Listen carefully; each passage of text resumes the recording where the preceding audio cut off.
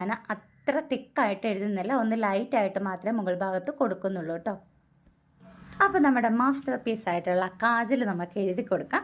അപ്പോൾ നമ്മുടെ കുഞ്ഞി കണ്ണൊക്കെ ഉള്ളവരാണെന്നുണ്ടെങ്കിൽ കുറച്ച് അത്യാവശ്യം ഇങ്ങനെ വാലൊക്കെ ഇട്ട് എഴുതി കൊടുക്കുക. അപ്പോൾ കണ്ണിന് കുറച്ച് വലുപ്പം കിട്ടും.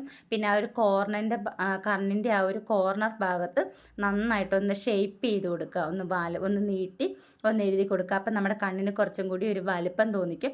എൻ്റെ കണ്ണിന് ഓൾറെഡി വലുപ്പമുള്ള കണ്ണാണ്, എങ്കിൽ പോലും നമ്മൾ നല്ല ഭംഗിയിൽ എഴുതി കൊടുത്താലേ ആ ഒരു കണ്ണിൻ്റെ ആ ഒരു ഭംഗി നമുക്ക് തോന്നത്തുള്ളൂ കേട്ടോ.